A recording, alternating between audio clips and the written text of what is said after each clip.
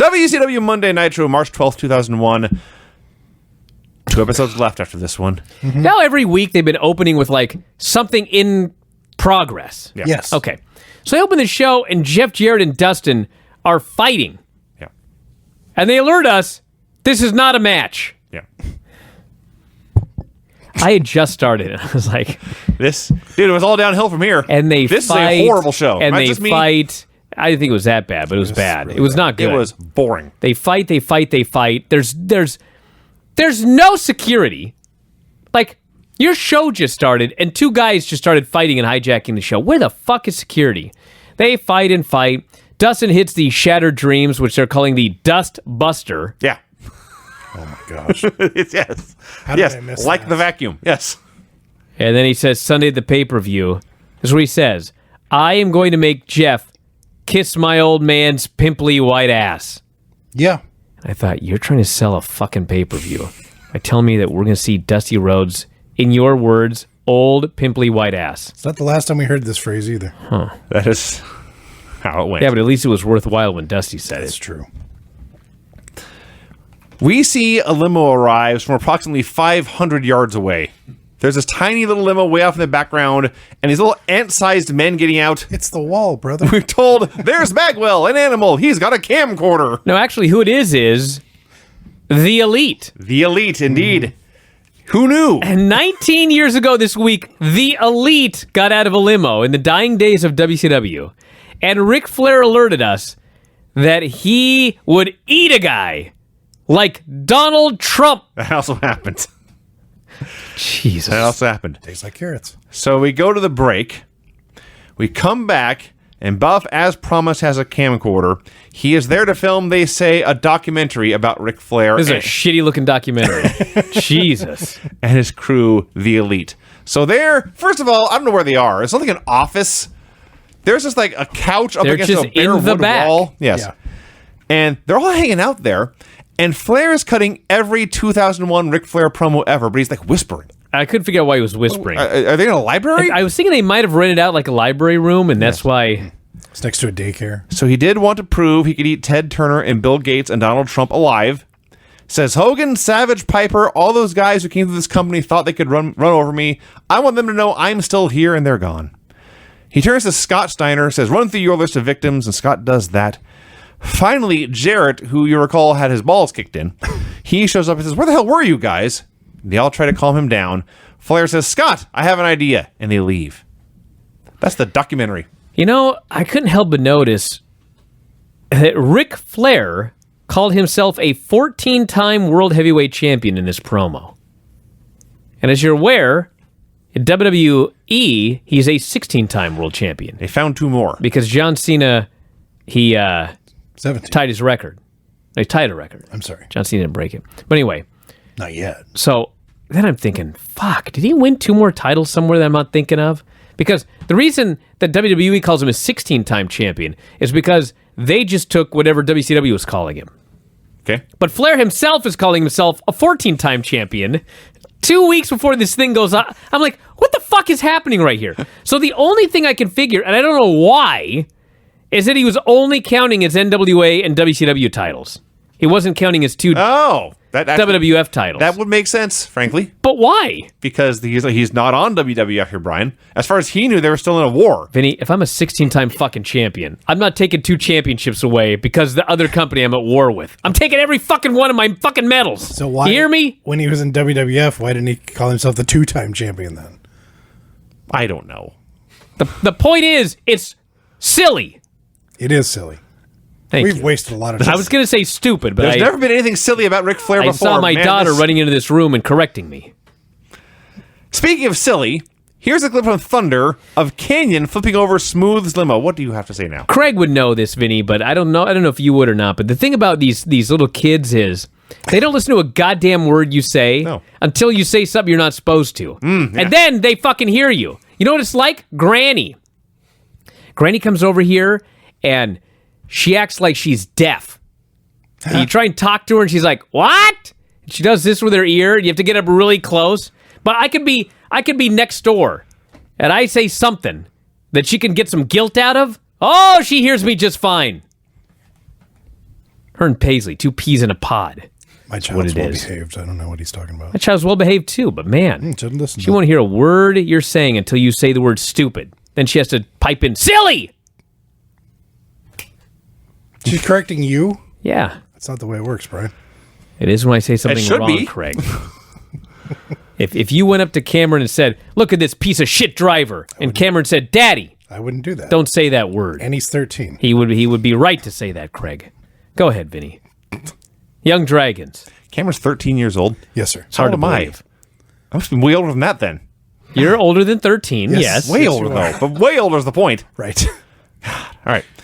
Did I mention the Canyon flipped over smooth limo on Thunder? You did. You're exactly 13 years older than when he was born, Vinny. God, It hasn't snowballed. it's very old though. Yeah, he didn't gain speed the last couple of years. He's not catching up. No. My favorite story is still her when we've been dating.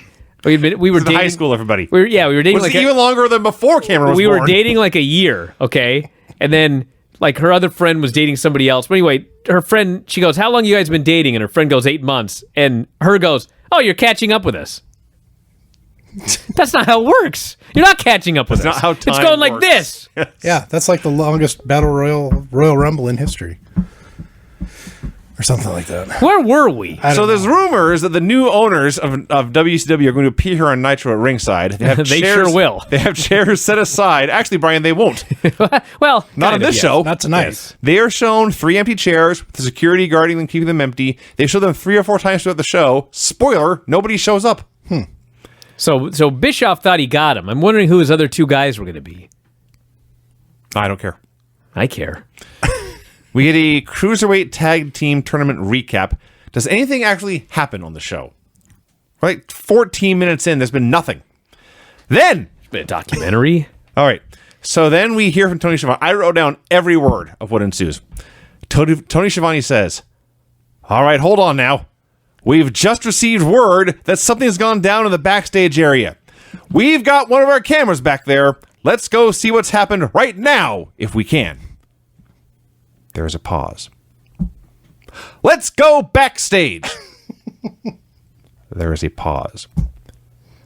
"Do we have that camera? Do we have that camera?" There's a pause. They're trying to sell this company. Scott Hudson then chimes in, trying to save things. "What's going on? Let's get a camera back there." There's a pause. Tony says, "We're trying to get a camera back there as quickly as we can, fans." At last, we cut to a camera backstage. We get 2.5 seconds of Madeja laid out on the ground. And then, after 5 minutes of trying to get this camera back there, Scott Steiner puts his hand on the lens and says, "Get that camera out of here, you son of a bitch." I was crying with laughter. This is the highlight of the show. The Cruiserweight Tag Team Tournament semifinals. Elix Skipper and Kid Romeo versus the Young Dragons. Dude, this match was fun. They worked their asses off. You could have literally put this exact same match on Dynamite this coming Wednesday, and it would be probably better than half of the matches on the show. It was a totally fine little Cruiserweight match. It was very fast and very sloppy. Oh, wasn't that sloppy? 700,000 moves. There were a lot of dives. Not as many dives as the AJ match last week. There will never be that many dives. Oh, those men are so That's flying to the this world day. record. Eventually, Yang misses Yang time. Elix pins him with the play of the day. And Elix and Romeo move on to the finals, and they do the little dance. I liked this match a lot. Fun. I give this match 2 thumbs up. So it's the road to spring breakout. And they It say, sure is. we're at the University of Tennessee, and we get a lot of stock footage of the University of Tennessee with 0 WCW content. Buff Bagwell is so concerned about Madeja that he's filming her in his camcorder. Scott says, "Hey, you've got a camcorder. Let's check the tape." So obviously this is yes. What? Yeah. What? Well, we'll get to it in a minute. Okay. Lance Storm cuts a promo. He knows the further you get from the Canadian border, the lower the IQ in the crowd. And the Mama Lukes interrupt with Vito's neon green tights. Well, those are something, weren't they? Burned into my monitor. Mama Lukes versus Lance Storm and Mike Awesome. Okay. Doing this match. Mike Awesom's in the ring for Vito. He goes for a powerbomb. Vito does not want to be powerbombed by Mike Awesome. He sandbags. He's fighting for his life. You know what's so amazing about this was you're gonna get powerbombed, dude. Yes. What, you think if you sandbag him, he's just gonna put you down and just cover you? Mike Awesome is known for being gentle and delicate with his opponents. He's gonna get you up, and you know what? If you make him work for it, he might be mad. Just fucking go up for the goddamn running powerbomb. He fights, and he fights, and he fights. And Mike Awesome is a powerful man. Yes. And he's fucking fighting, and he finally gets the guy upside down, and in fact, Vito takes the goddamn bump anyway. And then, that's the finish. Mm-hmm. Yeah. Awesome he fought over a powerbomb for a minute. Awesome powerbombed him and pinned him. And the funny thing is, this isn't the worst powerbomb on the show. Well, no. I just wish I could have seen them going over the match in the back. Yeah. Where Vito agreed to take a running powerbomb for the fucking finish and then changed his mind in the middle of a live match. I'd be even more interested to see the post-match discussion. Absolutely. What the hell was that? So Johnny attacks. He also gets powerbombed. They put him in the maple leaf, and then Hugh Morris and Conan run down for the save. And because Vito was fighting this powerbomb for so long, like legitimately 30 seconds, this post-match had to be done at Mach 1. They're flying around at the speed of sound out there. Stacy Keibler returns to Nitro. She has a big, giant, baggy dress and a stroller. Lugheads come out, carry her stroller up over the ropes into the ring, and Stacy cuts a promo.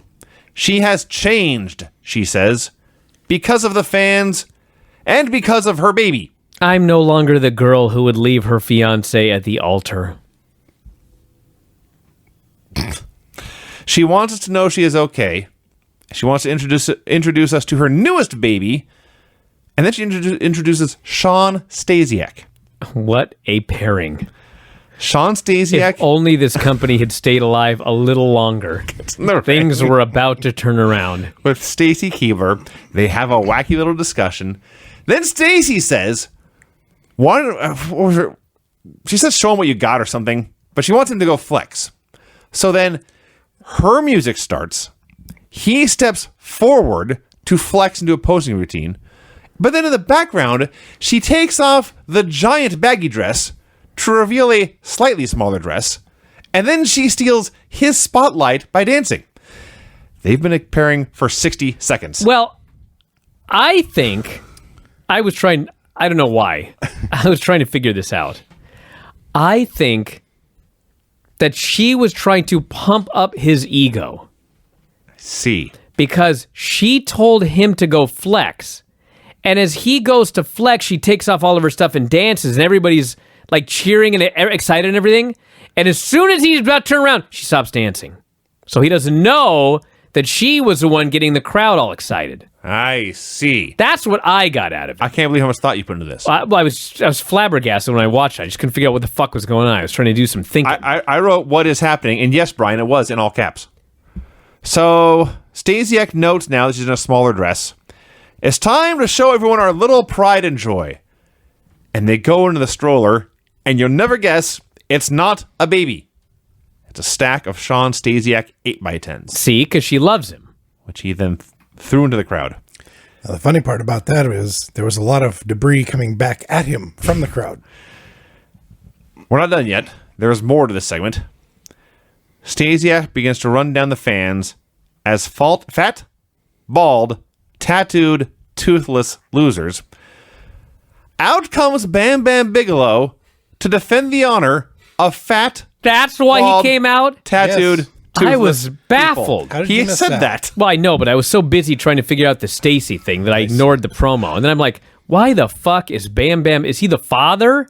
Oh, wait, there is no father. They've blown off that storyline. He is factually fat, bald, tattooed, and missing several I teeth. got it. That- Wow. that's a fact. Fuck, what a storyline. So he has a horrible brawl with Stasiak. They fight over the stroller. He clears the ring. And Bam Bam says, you think I'm a zero? Sunday at the pay-per-view, we'll see what a zero can do. That was the build for Sean Stasiak versus Bam Bam Bigelow at WCW's last ever. They seriously can't be doing that match. Brian, Oh my God. Agreed. It's Bam Bam Bigelow God help me. versus Sean Stasiak with the honor of fat, bald, tattooed, toothless people at stake. Well, since we're not watching it, I got to find out if We're not watching Greed. I got to find out if Let me Bigelow make this defended clear. the honor of Let the me put fat, my foot down right now. toothless, tattooed dudes. No, he did not. He was beaten in 5 minutes and 55 seconds. Ah, sounds horrible. Buff Bagwell is filming his crew as they watch his tape. Yes. So it's the same tape from earlier, up to the point where Flair and Scott say, I've got a plan, let's go talk. They leave. And then everyone else, one by one, has some kind of excuse to take to go leave. Jarrett's got to go take a shower after Dustin kicked his balls in. Animal wants some bets. He's got to go collect his money. Lex has a match he's got to get prepared for, so he leaves. Finally, it's down to just Buff and Medeja. So Buff starts to ask her questions. How does it feel to be back? It feels really good to be back. Then he says, wait. I got to switch the battery. And he actually took the time to give him a camera with a low battery. You can see the low battery icon on the screen. So he says, I've got to get a new battery for my camera. Then he puts the camera down, but leaves it on. A mystery hand comes in, turns the camera to the wall, and we hear Medeja scream. Scott Steiner's watching this video. He is not satisfied. He's mad at Buff. I can only hope that we get a conclusion to this storyline before this company goes out of buzzbusiness. I'm thinking we should stop watching right now because I'm going to get more furious with each passing week. All the storylines that I don't get you know what I'm saying? That's why you want to quit watching right now? Well, no. I want to quit because I just want to quit. I'm trying to come up with an excuse. All these storylines, we'll never find out who attacked Medeja. Booker T does a promo, how good it feels to be back in WCW. He's been too focused on Scott Steiner. Anyone, if it's Jeff Jarrett, so the Steiner brothers, I think you call them the filthy animals. Even you, Ric Flair, you old buzzard. Tonight, I'm going to stay in this ring till somebody bring their ass out here to get it whooped. So Scott Steiner answers. Before he can say much of anything, DDP is in the crowd, interrupting him. They go back and forth. Scott announces that Rick Steiner will face DDP tonight. He orders Paige's mic cut off. Says if DDP interferes in Booker's match, he will forfeit his title shot. And then Luger comes running in out of nowhere to attack Booker T, and that's the match. Okay, so Lex Luger runs down. He waffles Booker T. He lays in a beating, and he puts him in the rack. And Booker T has no answer to the rack. And Luger shakes him, and he racks him. And a referee runs down to the ring, and he calls for the bell. Luger drops Booker T. He begins celebrating. I have won! The ref says, no! Announcers are they cannot figure out what's going on. Then the guys start wrestling, and the announcers figure out that was the opening bell. Yes. Okay. So that's clever in a way. I guess. Okay.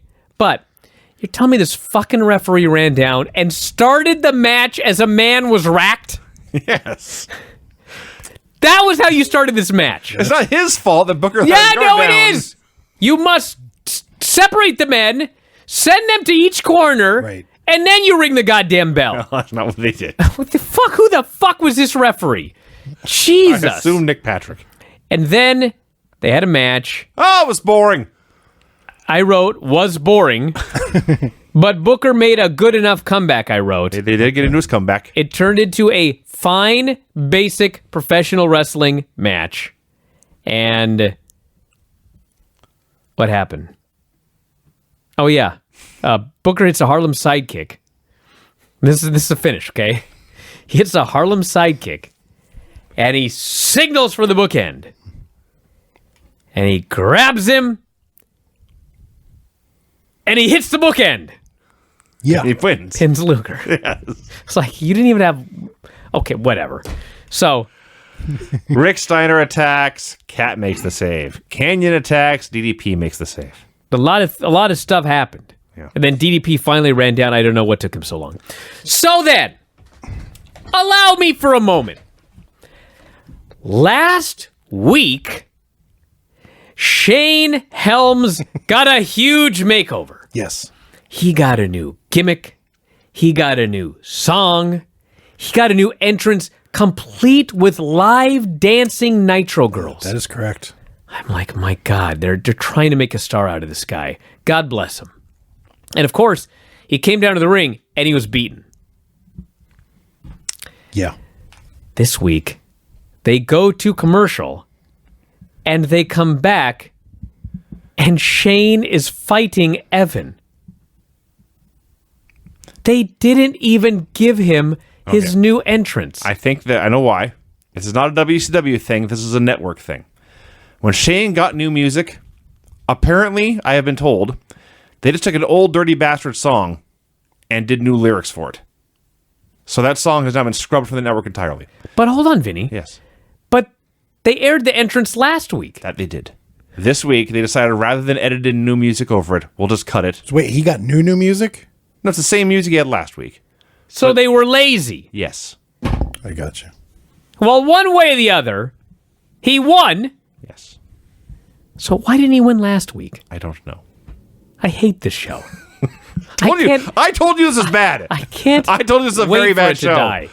I did laugh that two men are using the final cut at the same time in 2001. One is The Big Show. Yes. And one is Shane Helms. Exactly. Well, eventually Helms would use the chokeslam too, so. That's true. Yeah. Yeah, Shane wins and Chavo lays him out. Disco Inferno is warming up backstage. He's doing his Hindus. I got a lot of respect for this guy. Doing Hindus, man. He's a pro. No, not just that. Yeah. So M.I. Smooth comes up, and Disco is supposed to face Canyon. Yes. Okay. Let's not gloss over their greeting. Smooth walks in and says, "Hey, Disco." Disco stops his Hindus, looks over and says, "Well, hey, Smooth." Yes. Never been so happy to see this guy. So Disco is supposed to face Canyon, and M.I. Smooth says, I want to face Canyon tonight for what he did to me, I guess, on Thunder. Okay? Tipped his limo over. Yeah. All right. Imagine if anyone else in the company had been offered this. A day off. They all would have said, please. Not Disco. Disco's like, wait a second. I've done 455 Hindu squats. I'm doing this goddamn match tonight. So M.I. Smooth then says, anyway, you don't understand, blah, blah, blah. He finally punches out Disco. A KO punch. Keep in mind, he has no hip movement because he's got one leg. But still, he just goes, knocks out Disco. And then his line is, you don't understand. This is not personal. It's business. What? Yeah, that's incorrect. I don't know. This was Now- a very funny segment. It was. I'll agree with that, Brad. I did laugh at this. Now, before we move on, who here, by show of hands, who thought that M.I. Smooth was limited here, and who thought he looked just okay? I thought he looked just okay. Oh, no, he was limited. Right. He lurched out of the room. He could barely move. Yeah, he was just All right, that's on me. Okay, All right. good. Then, they may have said this before, but this is the first time it really hit me. This is the go-home show for Greed. Oh, yeah. This is the end. So, we had a promo from the Rhodeses where Dusty... Rhodeses. Dusty wants Ric Flair and Jeff Jarrett to join the Kiss My Ass Club. Before Vince McMahon ever did. Because he was in charge for a long time. He liked people kissing his ass. He wants them to kiss his ass. That's the story. That's what they say. Mm-hmm. He repeats the line about his big, fat, pimply white ass going to be on the pay-per-view. Let's not gloss over this. This was the worst Dusty Rhodes promo I have ever seen. If I did not know better, I would think he was deeply inebriated. What? It was so hard for him to spit anything out. But then at the end, he makes the line about how Flair's going to kiss his giant, pimply white ass. He cracks himself up That's again. all he wanted to say. Dustin just puts his head in his hands like this. I'm watching this going, that was the worst Dusty Rhodes promo I've ever seen, and it was one of the best things on this show. Yes. What does that tell you? And the best part is, they cut from that to Flair and Jarrett watching Dusty's promo. They are howling. Mm-hmm. Yes. They are laughing their ass off. And then they have to try to cut their promo. Yes. This was the best thing on the show. They cut their promo. I swear to God, this is what they say. Look at that. He's gotten to. They've gotten to Dusty Rhodes. Canyon versus Smooth. So Canyon now cannot move. Smooth. Excuse me, pardon me. Smooth cannot move. He can barely make it down the ramp. He can't do a damn thing. They alert us that he's got a concussion. Oh. And broken ribs and a torn meniscus. Where in the fuck is anybody who gives a fuck about anybody? Don't know. There's no security. No. There's no doctor. They're out there for charitably 30 or 40 minutes. Oh, I wrote a lot about this. Okay. So they're acting like he's got a concussion, and Canyon is working over his head. Yeah. And he's hitting his head, and he's hitting his head. And he goes outside and he gets his chair, and he gives him, like, it was not quite Balls Mahoney level, but it was fucking close. He hit him really hard with a chair over and over again. He fucking waffles this guy. This was beyond the mat Mick Foley. He hits this guy once. He hits this guy twice. He hits this guy a third time. He hits this guy a fourth time. It's fucking horrible. The announcers are talking about how Canyon is going to kill this man, or at the very least, this could be the end of his career. Now, as happenstance would have it,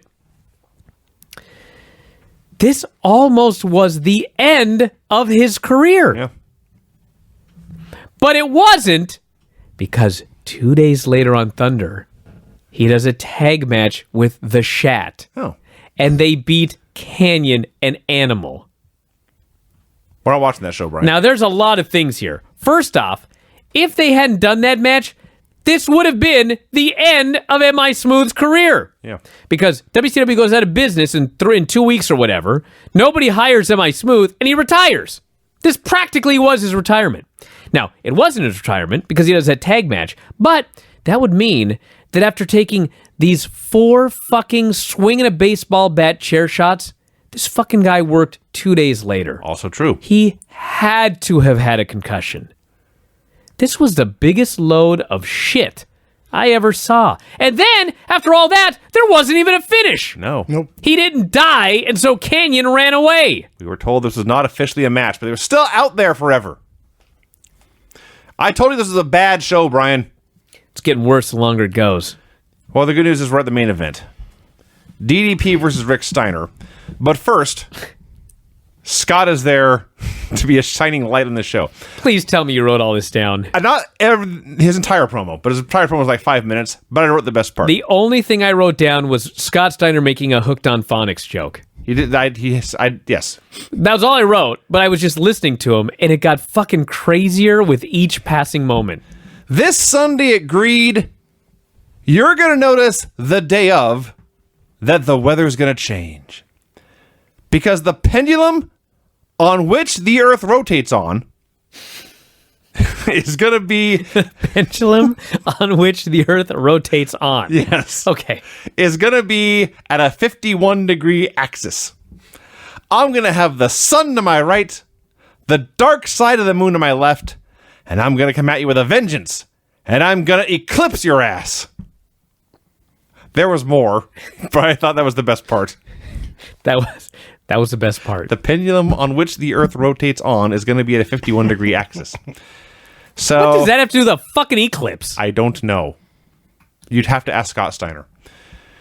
Rick Steiner and DDP had a boring-ass main event match. Didn't we just see this match like a week ago? 2 weeks ago? I feel like I was watching this show weeks ago. I've seen it less times than I've seen the Raw main event last night. I can tell you that much. Okay. So there's a spot where Steiner is supposed to block a diamond cutter, and he kind of sort of does it, but not really. They keep wrestling. Oh, God. There's Here's the block diamond cutter by Rick Steiner. He takes the bump, and he gets up. There was no block. he grabbed the ropes, but he still took the bump. That was not the best part of this match, though. Then we are told there is another problem backstage. Oh, God. Now Shivani, Scott's his gopher boy. Take a cameraman and get back there. And we see Scott Hudson jump to his feet and run to the back. They do the match.